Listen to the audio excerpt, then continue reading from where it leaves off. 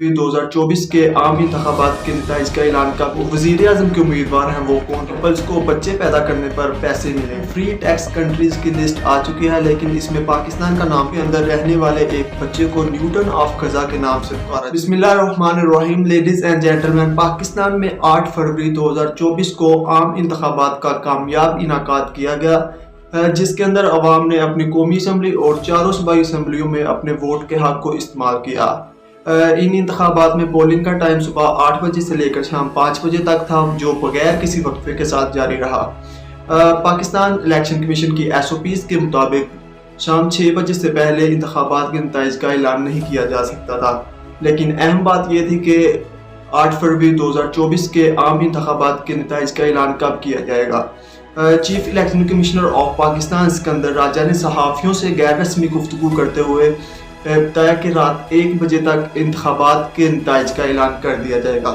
लेकिन अगर हम थोड़ा पीछे देखें 2018 के इंतखाबात, तो उनमें Pakistan election commission of Pakistan का जो ट्रांसमिशन सिस्टम था वही बैठ गया था, RTS सिस्टम बैठ गया था, जिसके बायस इंतखाबात के नताइज का ऐलान नहीं हो सका था, बर वक्त ऐलान नहीं हो सका था, और अगला सारा दिन भी हमें इंतज़ार करना पड़ा था कि इंतखाबात के नताइज क्या है।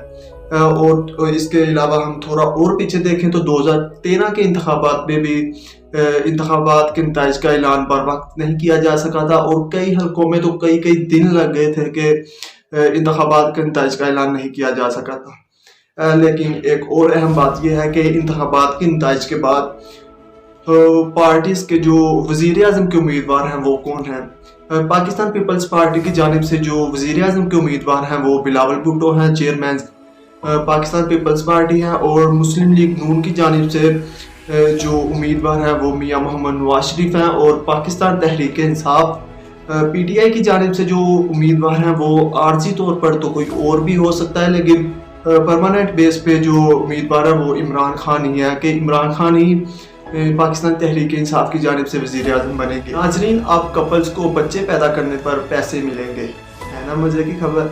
जी हाँ, बिल्कुल ऐसा ही है। अब बच्चे पैदा करने पर कपल्स को पैसे मिलेंगे। कोरिया की एक कंपनी ने ये पेशकश की है अपने मुलाजमीन को कि बच्चे पैदा करने पर वो अपने मुलाजमीन को 75,000 अमरीकी डॉलर देंगे, जो कि पाकिस्तान में तकरीबन 3 करोड़ रुपए बनते हैं। कोरिया के अंदर जो शरह पैदाइश है वो कम है। इसी हवाले से इस मसले से निपटने के लिए कोरिया के दारुल हुकूमत में वाक़या एक कंपनी ने अपने मुलाजमीन को 75,000 डॉलर की पेशकश की है कि अगर वो बच्चा पैदा करेंगे तो उनको 75,000 अमरीकी डॉलर मिलेंगे, जो कि पाकिस्तान में 3 करोड़ रुपया बनता है। कोरिया की ये कंपनी अपने मुलाजमीन को बच्चा पैदा करने पर 10 मिलियन कोरियन वॉन देगी, जो कि 75,000 अमरीकी डॉलर बनते हैं, और अगर हम इनको पाकिस्तानी रुपए में तब्दील करें तो ये 3 करोड़ रुपया बनता है। इसके अलावा जिन कपल्स के यहाँ 2021 के बाद बच्चों की पैदाइश हुई है उनमें भी 52,50,000 अमरीकी डॉलर तकसीम किए जाएंगे। नाज़रीन, दुनिया की टॉप 10 फ्री टैक्स कंट्रीज़ की लिस्ट आ चुकी है, लेकिन इसमें पाकिस्तान का नाम कहीं भी नहीं है। इस लिस्ट के मुताबिक ओमान तारकीन वतन को सबसे सस्ती पनाहगाहें फराहम करने की फहरिस्त में पहले नंबर पर है, जबकि कुवैत दूसरे नंबर पर और बहरीन तीसरे नंबर पर मौजूद है। रिपोर्ट के मुताबिक कुवैत सस्ते तरीन ममालिक में चौथे नंबर पर है, जिसमें अपार्टमेंट्स किराए पर लेने की एवरेज प्राइस 775 अमरीकी डॉलर है, जो कि 220 कुवैत के दिनार महाना बनते हैं।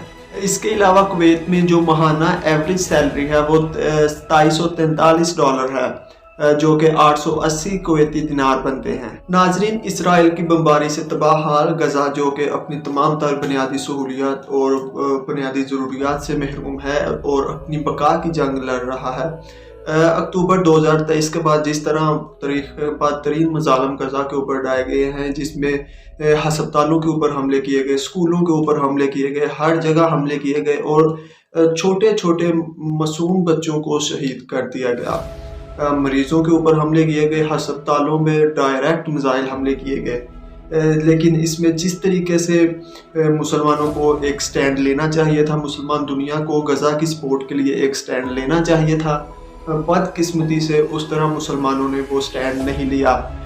हालांकि इसराइल को अमेरिका ने खुलकर इसराइल का साथ दिया है, उनको माली मुआवनत, अस्करी मुआवनत, हर तरीके से امریکہ نے اسرائیل کو سپورٹ کیا ہے، لیکن بدقسمتی سے مسلمان دنیا نے اس طریقے سے غزہ کے لیے آواز نہیں اٹھائی۔ بالکل یہ کہہ دینا کہ ہم مذمت کرتے ہیں، ہم احتجاج کرتے ہیں، ان باتوں سے تو کام نہیں چلنے والا، جبکہ ان کے ہسپتالوں کے اوپر، بچوں کے اوپر، اسکولوں کے اوپر حملے کیے جا رہے ہیں، دن رات حملے کیے جا رہے ہیں، اور ان کو مجبور کیا جا رہا ہے کہ وہ غزہ کو چھوڑ دے، ہجرت کرے، نقل مکانی کرے، جس میں گھر تباہ ہو گئے، ہسپتال تباہ ہو گئے، ہر جگہ تباہی کے مناظر ہیں۔ تو اس دوران جو لوگ تھے ان کے گھر تباہ ہونے کے بعد وہ خیموں میں چلے گئے، اور سردی کے انہوں نے دن، سردی کی راتیں خیموں میں گزاری۔ لیکن اب خیموں کے اندر رہنے والے ایک بچے کو نیوٹن آف غزہ کے نام سے پکارا جا رہا ہے، کیونکہ اس بچے نے روشنی کے لیے، اپنے خیمے کے اندر روشنی کے لیے ہوا اور پنکھے کی مدد سے بجلی بنائی ہے، اور تمام دیکھنے والوں کو حیران کر دیا ہے۔